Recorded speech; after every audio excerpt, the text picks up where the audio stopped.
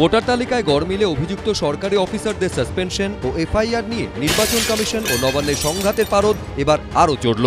নির্বাচন কমিশনের নির্দেশ না মানায় মুখ্য সচিব মনোজ পন্থকে সটান দিল্লিতে ডেকে পাঠালো জাতীয় নির্বাচন কমিশন। বুধবার বিকেল 5টায় হাজির হওয়ার জন্য নির্দেশ দেওয়া হয়েছে মুখ্য সচিবকে। নবান্ন সূত্রে খবর, বুধবার সকালে দিল্লি যাচ্ছেন মুখ্য সচিব। সূত্রের খবর, সোমবার রাজ্যের মুখ্য সচিবের তরফে যে চিঠি জাতীয় নির্বাচন কমিশনের সচিবের কাছে পৌঁছেছে তাতে তারা সন্তুষ্ট নন। তারা মনে করছেন কমিশন যে নির্দেশ দিয়েছিল তার কোনোটাই মানেনি রাজ্য সরকার। নির্বাচন কমিশন সূত্রে আরও খবর, 4 জন অফিসার সহ 5 জনের বিরুদ্ধে কেন ব্যবস্থা নেওয়া হয়নি দিল্লিতে তার জবাবদিহি করতে হবে মুখ্য সচিবকে। এ বিষয়ে রিপোর্টও তলব করেছে নির্বাচন কমিশন। প্রশাসনের রাজনীতিকরণ সম্পূর্ণ হয়ে গেছে পশ্চিমবঙ্গে। কার জন্য তৃণমূল কংগ্রেস এবং তৃণমূল কংগ্রেসের সরকার দুটোর মধ্যে কোনো পার্থক্য নেই। সাংবিধানিক সংস্থার বিরুদ্ধে, নির্বাচন কমিশনের বিরুদ্ধে তারা যুদ্ধ ঘোষণা করেছে। এটা কোনো সুস্থ স্বাভাবিক গণতান্ত্রিক সমাজে আমাদের দেশে কাম্য নয়।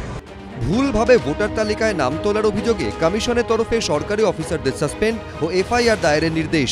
তারপর মুখ্যমন্ত্রীর সেই সরকারি অফিসারদের পাশে থাকার বার্তা, নির্বাচন কমিশনের ডেডলাইন বেঁধে দেওয়া এবং তারপরেও রাজ্য সরকার নির্দেশ না মানায় সংঘাত কার্যত বেনজির পর্যায়ে পৌঁছেছিল।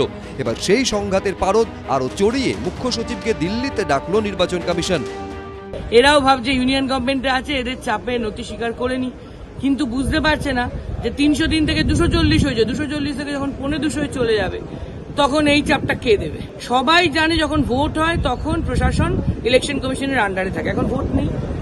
তাহলে কিসের জন্য চিফ সেক্রেটারিকে তলবি বা করবে, আর কিসের জন্য সাসপেন্ড করার অধিকারটা পেলো কোত্থেকে? প্রশাসনিক আধিকারিকরা রাজনীতির নেতাদের দ্বারা যদি কথায় কথায় উদ্বোস করতে হয় তাহলে প্রশাসনিক নিরপেক্ষতা বলে দেশে কিছু থাকে না। আমি বিশ্বাস করি আইনানুগ বিবেচনায় নির্বাচন কমিশনই হোক আর চিফ সেক্রেটারি হোক, তারা নিশ্চয়ই চলবেন এবং চলা উচিত। তবে উনি জেনে শুনেই অর্ডার দিয়েছেন জাতীয়কে দিল্লি থেকে ডেকে পাঠান। এবার কি সংঘাতের আঁচ কমবে নাকি জল আরো গড়াবে, সেদিকেই নজর সকলের। সুমন ঘরায়, রুমা পাল, বিজেন্দ্র সিংহর রিপোর্ট, এবিপি আনন্দ।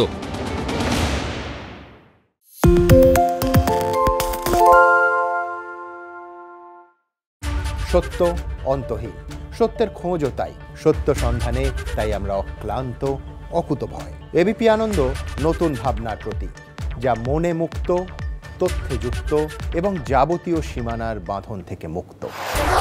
সীমা না শব্দটির মধ্যে লুকিয়ে আছে মানা শব্দটি, যেন চোখ রাঙানি এক অদৃশ্য বেড়াজাল, যা আটকে রাখে আমাদের এক ছোট্ট গণ্ডির মধ্যে। একমাত্র সঠিক খবরই গড়ে তুলবে এক মুক্ত সমাজ। সেই জগৎ গড়ার লক্ষ্যে কোনো সীমানার ঠুকুটি আমরা মানব না। এবিপি আনন্দ এগিয়ে থাকে, এগিয়ে রাখে।